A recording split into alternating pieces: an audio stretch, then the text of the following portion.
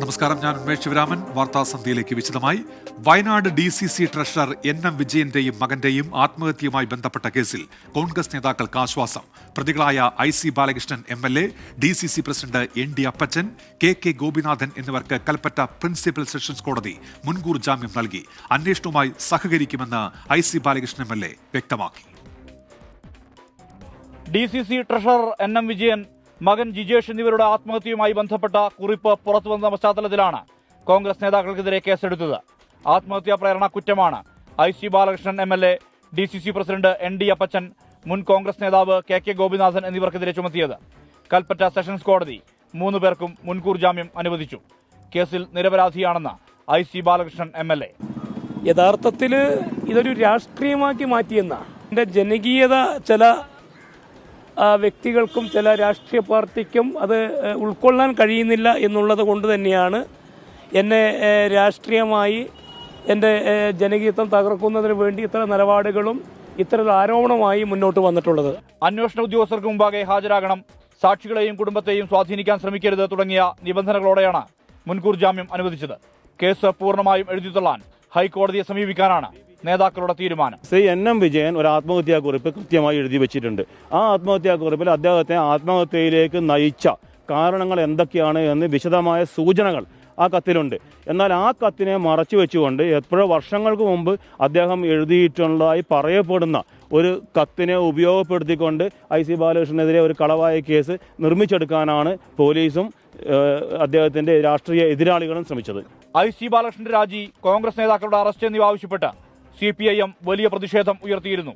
കോൺഗ്രസ് നേതാക്കൾക്ക് മുൻകൂർ ജാമ്യം ലഭിച്ചെങ്കിലും സമരം തുടരാനാണ് CPIMന്റെ തീരുമാനം. നിലവിൽ ക്രൈംബ്രാഞ്ചും വിജിലൻസും അന്വേഷണം നടത്തുന്നുണ്ട്. 24 വയനാട്.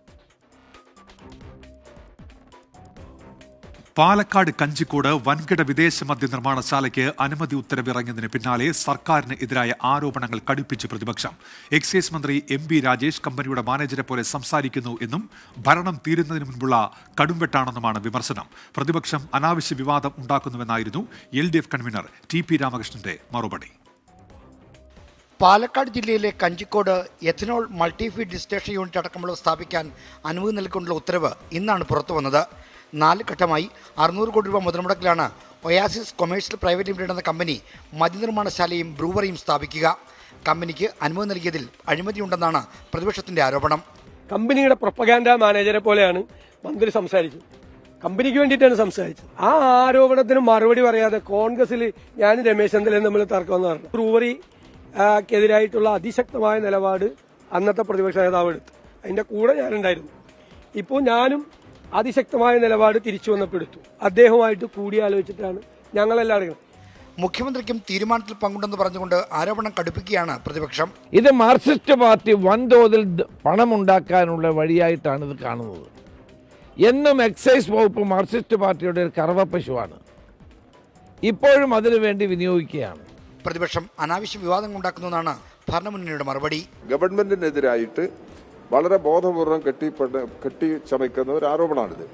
അവരുദ്ദേശിക്കുന്നത് അവരുടെ ഭരണകാലത്ത് ചെയ്തതുപോലെയുള്ള കാര്യങ്ങളാണ് ഈ വ്യവസായത്തിൽ ഇടതുപക്ഷ ജനാധിപത്യ മുന്നണി ഗവൺമെന്റിന്റെ കാലത്ത് ചെയ്യുന്നത് എന്നാണ് അവർ ഉദ്ദേശിക്കുന്നത്. 24 തിരുവനന്തപുരം. ബ്രൂവറിക്ക് അനുമതി നൽകിയത് വിശ്വാസവഞ്ചനയെന്ന് BJP സംസ്ഥാന അധ്യക്ഷൻ K സുരേന്ദ്രൻ. മദ്യനയം സംബന്ധിച്ച LDF പ്രകടന പത്രികയിലെ വാഗ്ദാനങ്ങളുടെ ലംഘനമാണ് ഇതെന്ന് K സുരേന്ദ്രൻ കുറ്റപ്പെടുത്തി. അനുമതി നൽകിയതിൽ ദുരൂഹത നീക്കണമെന്ന് BJP നേതാവ് V മുരളീധരൻ ആവശ്യപ്പെട്ടു. അതിന്റെ പിന്നിലുള്ള ഉയർന്നിട്ടുള്ള ചോദ്യങ്ങൾ, ഈ ചോദ്യങ്ങൾക്ക് സർക്കാർ വ്യക്തത വരുത്തണം, ദുരൂഹത നീക്കണം എന്നാണ് എനിക്ക് ആവശ്യപ്പെടാനുള്ളത്.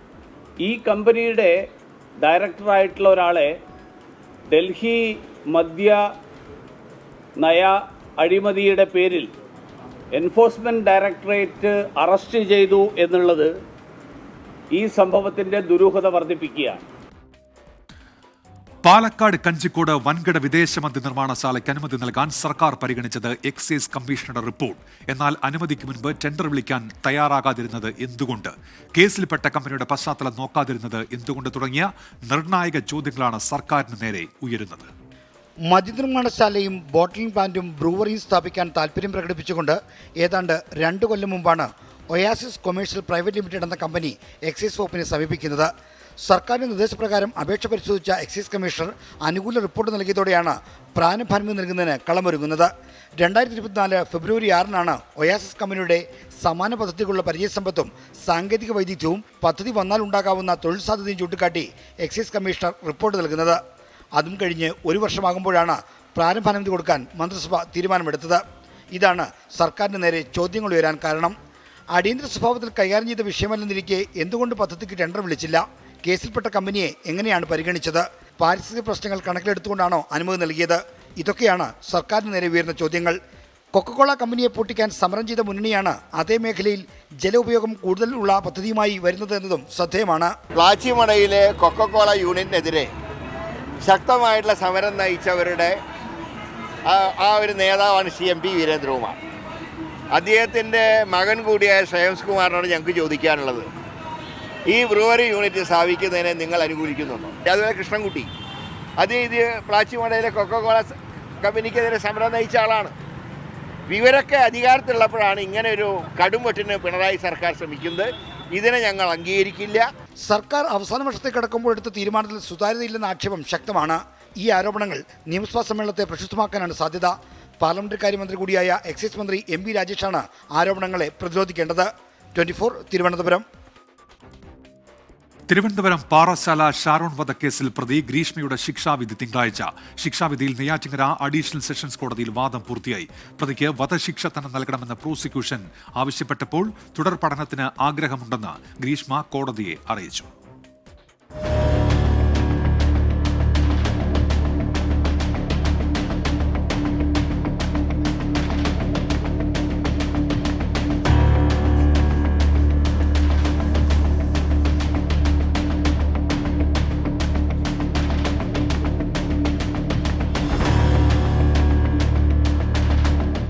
ഗ്രീഷ്മയ്ക്ക് എന്തെങ്കിലും പറയാനുണ്ടോ എന്നായിരുന്നു വാദം ആരംഭിച്ചപ്പോൾ കോടതിയുടെ ആദ്യ ചോദ്യം. തുടർ പഠനത്തിന് ആഗ്രഹിക്കുന്നുവെന്നും ബിരുദാനന്തര ബിരുദം നേടിയിട്ടുണ്ടെന്നും എഴുതി തയ്യാറാക്കിയ കത്ത് ഗ്രീഷ്മ കോടതിക്ക് നൽകി. 24 വയസ്സ് മാത്രമാണ് പ്രായമെന്നും പരമാവധി ഇളവ് അനുവദിക്കണമെന്നും ഗ്രീഷ്മയുടെ അഭ്യർത്ഥന. അപൂർവങ്ങളിൽ അപൂർവമായ കേസെന്നായിരുന്നു പ്രോസിക്യൂഷന്റെ വാദം. ചെറുപ്പക്കാരന്റെ സ്നേഹത്തെ ഗ്രീഷ്മ കൊലപ്പെടുത്തി. ഗ്രീഷ്മയ്ക്ക് ചെകുത്താന്റെ സ്വഭാവം. വിദ്യാഭ്യാസ അറിവ് കൊലപാതകത്തിന് ഉപയോഗിച്ചെന്നും പ്രതിക്ക് വധശിക്ഷ നൽകണമെന്നും പ്രോസിക്യൂഷൻ. വളരെ കൃത്യമായിട്ടുള്ള തെളിവ്, സാഹചര്യ തെളിവുണ്ടെങ്കിൽ അത് വച്ച് വധശിക്ഷ വിധിക്കുന്നതിന് യാതൊരുവിധ തടസ്സവും ഇല്ല എന്ന് മാത്രമല്ല, അങ്ങനെ നിലനിൽക്കില്ല എന്ന് പറയുന്ന വാദം ഒരിക്കലും നിലനിൽക്കില്ല എന്നും കൂടെ സുപ്രീം കോടതി പറഞ്ഞു. ആ ഒരു റൂളിംഗും കൂടെ ഞാൻ സബ്മിറ്റ് ചെയ്തിട്ടുണ്ട്. ഷാരോണുമായുള്ള ബന്ധത്തിൽ നിന്നും പുറത്തുകടക്കാൻ ഗ്രീഷ്മ പലതവണ ശ്രമിച്ചെന്ന് പ്രതിഭാഗം അഭിഭാഷകൻ. സ്വകാര്യ നിമിഷങ്ങൾ ഉൾപ്പെടെ ഷാരോൺ സൂക്ഷിച്ച് പിന്തുടർന്ന് ബ്ലാക്ക്മെയിൽ ചെയ്തു. തനിക്ക് കിട്ടാത്തത് വേറെ ആർക്കും കിട്ടരുതെന്ന് ഷാരോണിന് വാശിയുണ്ടായിരുന്നു. ഒരു സ്ത്രീ സഹിക്കാൻ കഴിയുന്നതിനപ്പുറം ഗ്രീഷ്മ സഹിച്ചുവെന്നും ശിക്ഷയിൽ ഇളവ് വേണമെന്നും പ്രതിഭാഗം വാദിച്ചു. ശിക്ഷാവിധിയിൽ ഇരുഭാഗത്തിന്റെയും വാദം പൂർത്തിയായി. 24 തിരുവനന്തപുരം. പാലക്കാട് മണ്ണാർക്കാട് നബീസ വധക്കേസിൽ കൊച്ചുമകനും ഭാര്യയ്ക്കും ജീവപര്യന്തം തടവ് ശിക്ഷ. കൊച്ചുമകൻ ബഷീറിനെയും ഭാര്യ ഫസീലയെയുമാണ് മണ്ണാർക്കാട് കോടതി ശിക്ഷിച്ചത്.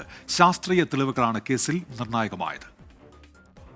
കൊലപാതകം നടന്ന 9 വർഷങ്ങൾ, 1 വർഷം നീണ്ടുനിന്ന വാദപ്രതിവാദം, മനസാക്ഷിയെ ഞെട്ടിച്ച നബീസ വധക്കേസിൽ ശിക്ഷാവിധിയായി. നബീസയുടെ പേരമകനും 1-ാം പ്രതിയുമായ ബഷീറിനും ഭാര്യ ഫസീലയ്ക്കും ജീവപര്യന്തം ജയിൽ ശിക്ഷ. 2 ലക്ഷം രൂപ വീതം പിഴയൊടുക്കണം. പിഴ അടച്ചില്ലെങ്കിൽ 2 വർഷം അധിക തടവ് അനുഭവിക്കണം.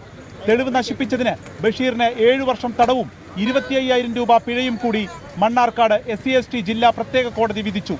പിഴത്തുക നബീസയുടെ സംരക്ഷണത്തിലായിരുന്ന സംസാരശേഷിയില്ലാത്ത മകൾക്ക് നൽകണം.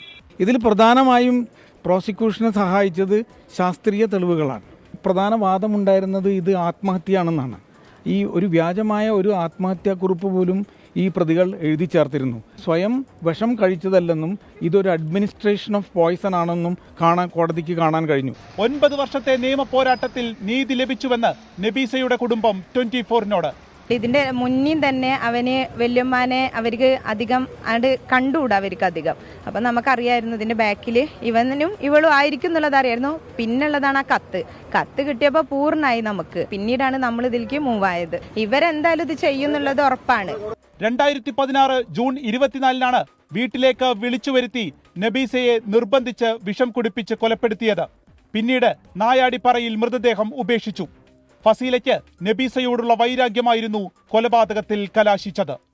എഴുത്തും വായനയും അറിയാതിരുന്ന നബീസയുടെ പേരിൽ പ്രതികളുണ്ടാക്കിയ വ്യാജ ആത്മഹത്യാക്കുറിപ്പ് ഈ കേസ് തെളിയിക്കുന്നതിൽ വഴിത്തിരിവായി, നിർണായകമായി. ഇനി ജയിലിലേക്കാം. അർഷക്കിനൊപ്പം വിപിൻ സി വിജയൻ, 24 മണ്ണാർക്കാട്. അവിശ്വാസ പ്രമേയ ചർച്ച നടക്കാനിരിക്കെ എറണാകുളം കൂത്താട്ടുകുളം നഗരസഭയിൽ നാടകീയ സംഭവങ്ങൾ. കൂറുമാറ്റം ഭയന്ന സ്വന്തം കൗൺസിലറെ CPIM തട്ടിക്കൊണ്ടുപോയെന്ന പരാതിയുമായി കുടുംബവും UDFും രംഗത്തെത്തി. മണിക്കൂറുകൾ നീണ്ട പ്രതിഷേധത്തിനിടെ കാണാതായ കൗൺസിലർ കലാരാജുവിനെ കണ്ടെത്തി. അസാധാരണ സംഭവങ്ങൾക്കാണ് കൂത്താട്ടുകുളം നഗരസഭ ഇന്ന് സാക്ഷ്യം വഹിച്ചത്. ചെയർപേഴ്സണും വൈസ് ചെയർപേഴ്സണുമെതിരെ അവിശ്വാസ പ്രമേയം ചർച്ച ചെയ്യാനിരിക്കെ UDFിന് പിന്തുണ പ്രഖ്യാപിച്ച CPIM കൗൺസിലർ കലാരാജുവിനെ CPM നേതാക്കൾ തന്നെ കടത്തിക്കൊണ്ടുപോയെന്നാണ് ആക്ഷേപം.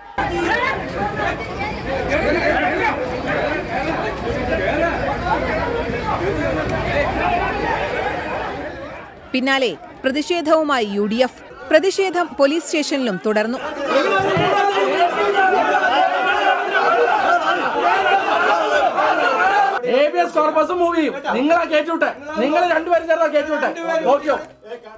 അമ്മയെ കാണാനില്ലെന്ന് ചൂണ്ടിക്കാണിച്ച മക്കൾ മുഖ്യമന്ത്രിക്കും DGPക്കും പരാതി നൽകി. അമ്മ പറഞ്ഞത്, രാവിലെയും പറഞ്ഞത് എന്തായാലും വോട്ട് ചെയ്യുക തന്നെ ചെയ്യും, അങ്ങനെ പറഞ്ഞാണ് പോയത്. പിന്നെ ഞങ്ങൾ കാണുന്നത് ന്യൂസിലൂടെയാണ് കാണുന്നത്. അമ്മയെ അപ്പോൾ തൊട്ട് ഞങ്ങൾ കോൺടാക്ട് ചെയ്യുന്നതാണ്. കോൾ കണക്ട് ആവുന്നില്ല, എവിടെയുണ്ടെന്ന് അറിയത്തില്ല. അതായത് അവരുടെ കൂടെ നിന്നിട്ട് അവർ പറയുന്ന രീതിയിൽ നമ്മൾ ചെയ്യണം, അതാണ് അവർ പറയുന്നത്. ഭീഷണിയൊക്കെ വരുന്നുണ്ടായിരുന്നു അമ്മയ്ക്ക്. പ്രതിഷേധങ്ങൾ തുടരുന്നതിനിടെ കാണാതായ കലാരാജു CPM ഏരിയ കമ്മിറ്റി ഓഫീസിൽ. നേതാക്കൾ തന്നെ കലയെ ആശുപത്രിയിൽ പ്രവേശിപ്പിച്ചു. തട്ടിക്കൊണ്ടുപോകൽ ആരോപണം CPM നേതാക്കൾ തള്ളി. ഞങ്ങൾ ആരെയും തട്ടിക്കൊണ്ടും പോയിട്ടില്ല, എടുത്തുകൊണ്ടും പോയിട്ടില്ല. ഞാൻ വിട്ടു നിൽക്കാനാണ് തീരുമാനിച്ചത്. അതിന്റെ ഭാഗമായി ഞങ്ങൾ ആരും പങ്കെടുത്തിട്ടില്ല. മക്കൾ നൽകിയ പരാതിയിൽ CPIM ഏരിയ സെക്രട്ടറി ഉൾപ്പെടെ കണ്ടാലറിയാവുന്ന 45 പേർക്കെതിരെ പോലീസ് കേസെടുത്തു. 24 കൊച്ചി. കോഴിക്കോട് താമരശ്ശേരിയിൽ ലഹരിമരുന്നിന് അടിമയായ മകൻ അമ്മയെ വെട്ടിക്കൊന്നു. അടിവാരം സ്വദേശിനി സുബൈദയാണ് കൊല്ലപ്പെട്ടത്. മകൻ ആഷിഖിനെ നാട്ടുകാർ പിടികൂടി പോലീസിലേൽപ്പിച്ചു. താമരശ്ശേരി കൈതപ്പൊയിലാണ് നാടിനെ നടുക്കിയ സംഭവം. അടിവാരം 30 ഏക്കർ സ്വദേശിനി കായ്ക്കൽ സുബൈദയാണ് കൊല്ലപ്പെട്ടത്. മയക്കുമരുന്നിന് അടിമയായ ആഷിഖ് ബംഗളൂരുവിലെ ലഹരി വിമുക്തി കേന്ദ്രത്തിൽ ചികിത്സയിലായിരുന്നു. ഇതിനിടെ മാതാവിനെ കാണാനെത്തിയപ്പോഴാണ് ക്രൂര കൊലപാതകം. ബ്രെയിൻ ട്യൂമറിന് ശസ്ത്രക്രിയ കഴിഞ്ഞ് സഹോദരിയുടെ പുതുപ്പാടിയിലെ വീട്ടിൽ വിശ്രമത്തിലായിരുന്നു 53-കാരിയായ സുബൈദ. ഈ വീട്ടിലെത്തിയാണ് ആഷിഖ് കൊലപാതകം നടത്തിയത്. അയൽവാസിയുടെ വീട്ടിൽ നിന്ന് തേങ്ങ പൊളിക്കാനെന്ന് പറഞ്ഞ് വെട്ടുകത്തി വാങ്ങിയ ആഷിഖ് സുബൈദയെ ആക്രമിക്കുകയായിരുന്നു. പ്രതിയെ നാട്ടുകാർ പിടികൂടി പോലീസിൽ ഏൽപ്പിച്ചു. എന്താ ചോദിച്ചപ്പോൾ പറഞ്ഞത് ഉള്ളിൽ താത്തേനെ വെട്ടിയുണ്ട് കുടിവെള്ളം കൊണ്ട് എന്ന് പറഞ്ഞു. അപ്പോൾ ഒരു വാതിൽ തുറക്കുന്നില്ലായിരുന്നു, ഉള്ളിലായിരുന്നു. കത്തിയും കൊണ്ട് പുറത്തേക്ക് ആർക്കാ കത്തി വേണ്ടതെന്ന് ചോദിച്ചാൽ അവിടെ വന്ന് പൈപ്പിൻ്റെ അടുത്ത് നിന്ന് കത്തിയും കഴുകി കത്തി അവിടെ വെച്ച് പിന്നെ ഉള്ളിൽ കയറി വാതിലടയ്ക്കുകയാണ് ചെയ്തത്. സുബൈദയുടെ മൃതദേഹം കോഴിക്കോട് മെഡിക്കൽ കോളേജിലേക്ക് മാറ്റി. 24 കോഴിക്കോട്. എറണാകുളം ചേന്ദമംഗലം കൂട്ടക്കൊലപാതക കേസിൽ കുറ്റപത്രം ഉടൻ നൽകുമെന്ന് എറണാകുളം റൂറൽ SP വൈഭവ് സക്സേന. പ്രതി ഋതു ജയനു വേണ്ടി പോലീസ് കസ്റ്റഡി അപേക്ഷ നൽകി. ആശുപത്രിയിലുള്ള ജിതിന് ചികിത്സാ സഹായം ഉറപ്പാക്കാൻ നടപടി സ്വീകരിക്കുമെന്ന് പ്രതിപക്ഷ നേതാവ് VD സതീശൻ പറഞ്ഞു. കുടുംബാംഗങ്ങളെ മന്ത്രി P രാജീവ് സന്ദർശിച്ചു. 37 ദിവസം കൊണ്ടാണ് ആലുവയിലെ 4 വയസ്സുകാരിയുടെ കൊലപാതകത്തിൽ പോലീസ് കുറ്റപത്രം സമർപ്പിച്ചത്. സമാന വേഗതയിൽ അന്വേഷണം പൂർത്തിയാക്കി ചേന്ദമംഗലം കൂട്ടക്കൊലപാതക കേസിലെ പ്രതിക്കെതിരെ കുറ്റപത്രം സമർപ്പിക്കാനാണ് പോലീസ് നീക്കം. ഇതിനകം നിർണായക തെളിവുകൾ ലഭിച്ചിട്ടുണ്ട്. ഒരു സ്പെഷ്യൽ ടീം രൂപീകരിച്ചു. ഈ സ്പെഷ്യൽ ടീമിൽ 3 DYSPമാരെ ഓഫീസറുണ്ട്. പിന്നെ ടോട്ടൽ 17 പേരുണ്ട്. എല്ലാ സയന്റിഫിക് എക്സ്പേർട്സ്, സൈബർ എക്സ്പേർട്സ് എല്ലാവരും ഉണ്ട്. എല്ലാ ആംഗിൾസ് വിശദമായി അന്വേഷിക്കും. ഉടൻ തന്നെ ചാർജ് ഷീറ്റ് സബ്മിറ്റ് ചെയ്യും. ഉടൻ തന്നെ നമ്മൾ മാക്സിമം ശിക്ഷ ഉണ്ടാക്കാൻ വേണ്ടി നമ്മൾ എല്ലാ എഫേർട്സ് എടുക്കും. ഗുരുതരമായി പരിക്കേറ്റ ആശുപത്രിയിൽ തുടരുന്ന ജിതിൻ മരുന്നുകളോട് പ്രതികരിക്കുന്നുണ്ട്. തുടർ ചികിത്സയ്ക്ക് ഇനിയും പണം വേണം. കുടുംബത്തിന് സഹായം ഉറപ്പാക്കാൻ മുഖ്യമന്ത്രിയുമായി സംസാരിക്കുമെന്ന് പ്രതിപക്ഷ നേതാവ് VD സതീശൻ. കുട്ടികളുടെ കാര്യത്തിൽ നമുക്കിപ്പോൾ ഗവൺമെന്റുമായിട്ട് സംസാരിക്കും. തിങ്കളാഴ്ച മുഖ്യമന്ത്രിയായിട്ട് സംസാരിക്കും. എന്നിട്ട് ഗവൺമെന്റിൽ നിന്നുള്ള സഹായം പരമാവധി വാങ്ങിച്ചു കൊടുക്കാൻ ശ്രമിക്കും. അല്ലാതെ കുട്ടികളെ പൂർണ്ണമായി നമ്മൾ സംരക്ഷിക്കും. പ്രതി ഋതു ജയനെ കസ്റ്റഡിയിൽ ലഭിക്കാനായി പോലീസ് നൽകിയ അപേക്ഷ തിങ്കളാഴ്ച പരിഗണിക്കും. ഇതിനുശേഷം സംഭവസ്ഥലത്തെത്തിച്ച് തെളിവെടുപ്പ് നടത്തും. ഏറെ നാളായി നിലനിന്നിരുന്ന അയൽത്തർക്കം കൂട്ടക്കൊലപാതകത്തിൽ കലാശിച്ചുവെന്നാണ് പോലീസ് വിലയിരുത്തൽ. കൊടുംകുറ്റവാളിക്ക് പരമാവധി ശിക്ഷ ഉറപ്പാക്കാൻ പഴുതടച്ചുള്ള കുറ്റപത്രം പോലീസ് സമർപ്പിക്കും. കൊല്ലപ്പെട്ടവരുടെ കുടുംബത്തെ ചേർത്തുപിടിക്കാൻ സംസ്ഥാന സർക്കാരും തയ്യാറാകണം. കൊച്ചിയിൽ നിന്ന് വിഷ്ണു സുരേഷ്, 24. രാജ്യത്തെ ഞെട്ടിച്ച കൊൽക്കത്ത ആർജിക്കർ മെഡിക്കൽ കോളേജിലെ ജൂനിയർ ഡോക്ടറുടെ ബലാത്സംഗ കൊലയിൽ പ്രതി സഞ്ജയ് റോയ് കുറ്റക്കാരൻ. സഞ്ജയ് റോയ്ക്കുള്ള ശിക്ഷ തിങ്കളാഴ്ച കൊൽക്കത്ത സിയാൽദ കോടതി വിധിക്കും. വിശ്വാസം കാത്തതിന് കോടതിക്ക് നന്ദിയെന്ന് വനിതാ ഡോക്ടറുടെ കുടുംബം പ്രതികരിച്ചു. സമാനതകളില്ലാത്ത പ്രതിഷേധത്തിനും രാഷ്ട്രീയ വിവാദങ്ങൾക്കും ഇടയാക്കിയ കേസിലാണ് കൊൽക്കത്ത സിയാൽദ കോടതിയുടെ വിധി. പ്രതി സഞ്ജയ് റോയ് 31-കാരിയായ ജൂനിയർ ഡോക്ടറെ ആക്രമിച്ചതും ലൈംഗികമായി പീഡിപ്പിച്ചതും തെളിഞ്ഞെന്ന് കോടതി. ഫോറൻസിക് തെളിവുകൾ പ്രതിക്കെതിരാണെന്ന് തെളിയിക്കാൻ പ്രോസിക്യൂഷനായി. അതേസമയം കുറ്റം ചെയ്തിട്ടില്ലെന്ന് പ്രതി ആവർത്തിച്ചു. ഒരു IPS ഉദ്യോഗസ്ഥനും കുറ്റകൃത്യത്തിൽ പങ്കുണ്ടെന്നും യഥാർത്ഥ കുറ്റവാളികളെ കണ്ടെത്തണമെന്നും പ്രതി ആവശ്യപ്പെട്ടു. തിങ്കളാഴ്ച പ്രതിഭാഗത്തിന്റെ അടക്കം വാദം കേട്ട ശേഷം കോടതി ശിക്ഷ വിധിക്കും. വിശ്വാസം കാത്തതിന് നന്ദിയെന്ന് ഡോക്ടറുടെ പിതാവ്. വിധിയെ സ്വാഗതം ചെയ്യുന്നുവെന്ന് തൃണമൂൽ കോൺഗ്രസിന്റെ പ്രതികരണം. കഴിഞ്ഞ വർഷം ഓഗസ്റ്റ് 9-നാണ് ആർജിക്കർ മെഡിക്കൽ കോളേജിന്റെ 3-ാം നിലയിലെ സെമിനാർ ഹാളിൽ ഡോക്ടറുടെ മൃതദേഹം കണ്ടെത്തിയത്. രാജ്യവ്യാപക പ്രതിഷേധങ്ങൾക്കും ആശുപത്രികളിലെ സുരക്ഷ ഉറപ്പാക്കാൻ ദേശീയ തലത്തിൽ കർമ്മസമിതി രൂപീകരിക്കുന്നതിനും സംഭവം വഴിവെച്ചു. 24 ഡൽഹി. ബോളിവുഡ് താരം സെയ്ഫ് അലി ഖാനെ ആക്രമിച്ച കേസിലെ പ്രതിക്കായി അയൽ സംസ്ഥാനങ്ങളിലേക്ക് പോലീസിന്റെ അന്വേഷണം. പ്രതിയെന്ന് സംശയിക്കുന്നയാളെ മധ്യപ്രദേശിൽ നിന്ന് പോലീസ് കസ്റ്റഡിയിലെടുത്തു. ആക്രമണത്തിന് ശേഷം വസ്ത്രം മാറി കറങ്ങി നടന്ന പ്രതിയുടെ കൂടുതൽ ദൃശ്യങ്ങൾ ഇന്ന് പുറത്തുവന്നു. ആക്രമണത്തിന് 7 മണിക്കൂർ കഴിഞ്ഞ് ദാദറിലെ ഒരു കടയിലെത്തി ഹെഡ്ഫോൺ വാങ്ങുന്ന പ്രതിയുടെ ദൃശ്യമാണ് ഇപ്പോൾ പുറത്തുവന്നിരിക്കുന്നത്. നടനെ ആക്രമിക്കുമ്പോൾ കറുത്ത ടീഷർട്ട് ധരിച്ചിരുന്ന പ്രതി പിന്നാലെ അത് മാറ്റുകയായിരുന്നു. മഞ്ഞ ഷർട്ട് ധരിച്ച മറ്റൊരു ഫോട്ടോയും ഇന്ന് പുറത്തുവന്നു. പലവട്ടം വസ്ത്രത്തിന്റെ നിറം മാറി പോലീസിന്റെ കണ്ണ് വെട്ടിക്കാനുള്ള ശ്രമം എന്നാണ് നിഗമനം.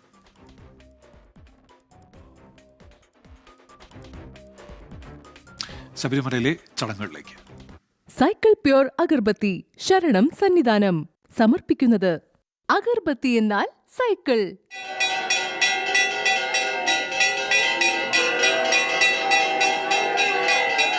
BLM housing cooperative society limited ശബരിമലയിലെ ചടങ്ങുകൾ സമർപ്പിക്കുന്നത് ഭാരത് ലജ്ന multi state housing cooperative society limited.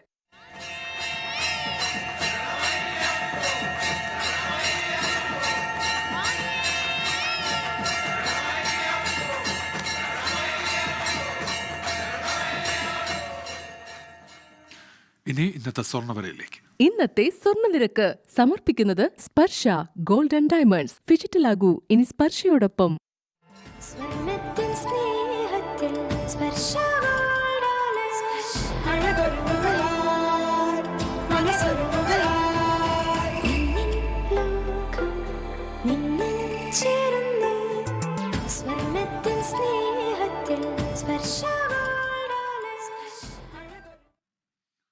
ഇനി കായിക വാർത്തയിലേക്ക്.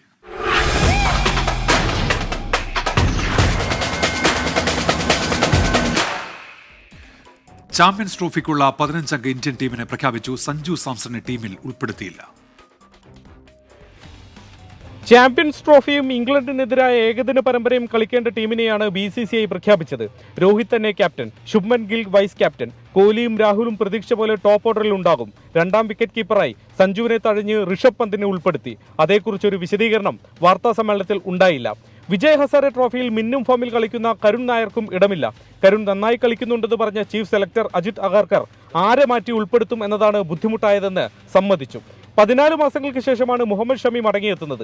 പരിക്കുമാറിയ ആഭ്യന്തര ക്രിക്കറ്റിൽ മികവ് തെളിയിച്ചാണ് വരവ്. കുൽദീപ് യാദവും ചികിത്സ കാരണമുണ്ടായ ഇടവേളയ്ക്ക് ശേഷമാണ് മടങ്ങിയെത്തുന്നത്. അച്ചടക്ക നടപടി നേരിട്ട ശ്രേയസ് അയ്യരും ടീമിലെത്തി. പരിക്കുമാറി എത്തുമെന്ന പ്രതീക്ഷയിലാണ് ജസ്പ്രീത് ബുംറയെ ടീമിൽ ഉൾപ്പെടുത്തിയത്. അതേസമയം മുഹമ്മദ് സിറാജിന് ടീമിൽ ഇടമില്ല. ഹാർദിക് പാണ്ഡ്യ, അർഷ്ദീപ് സിംഗ്, ജഡേജ, വാഷിംഗ്ടൺ സുന്ദർ, അക്സർ പട്ടേൽ എന്നിവരാണ് മറ്റു താരങ്ങൾ. സമീപകാലത്തെ മോശം പ്രകടനങ്ങൾ ടീം ഇന്ത്യക്ക് മുകളിൽ വലിയ സമ്മർദ്ദമുണ്ടാക്കുന്നുണ്ട്. ആരാധകരുടെ സംശയങ്ങൾക്കുള്ള മറുപടിയെല്ലാം മൈതാനത്ത് താരങ്ങൾക്ക് പുറത്തെടുക്കാൻ കഴിയട്ടെ. മുംബൈയിൽ നിന്നും ശ്രീനാഥ് ചന്ദ്രൻ, 24. മലയാളി താരം സഞ്ജു സാംസണെ ചാമ്പ്യൻസ് ട്രോഫിക്കുള്ള ഇന്ത്യൻ ടീമിൽ പരിഗണിക്കാത്തതിന്റെ കാരണം വിജയ് ഹസാരെ ട്രോഫിയിൽ കളിക്കാത്തത് കൊണ്ടെന്ന് സൂചന. കേരളത്തിനായി കളിക്കാമെന്ന് സഞ്ജു സാംസൺ അറിയിച്ചിട്ടും പരിഗണിക്കാതിരുന്ന കേരള ക്രിക്കറ്റ് അസോസിയേഷൻ സഞ്ജുവിന്റെ കാലുവാരിയെന്നാണ് ഉയരുന്ന വിമർശനം. ചാമ്പ്യൻസ് ട്രോഫിക്കുള്ള ഇന്ത്യൻ ടീമിൽ ഇടം പിടിക്കാൻ സഞ്ജു സാംസണ് മുന്നിലുണ്ടായിരുന്ന അവസാന അവസരമായിരുന്നു വിജയ് ഹസാരെ ട്രോഫി.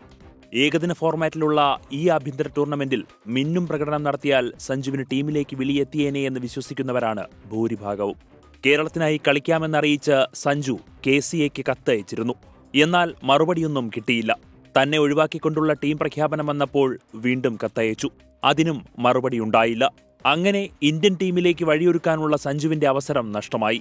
KCAയിലെയും സെലക്ടർമാർക്കിടയിലെയും ചിലരുടെ ഏകപക്ഷീയമായ നിലപാടാണ് സഞ്ജുവിന്റെ കാലുവാരലിന് പിന്നിലെന്നാണ് പുറത്തുവരുന്ന വിവരം.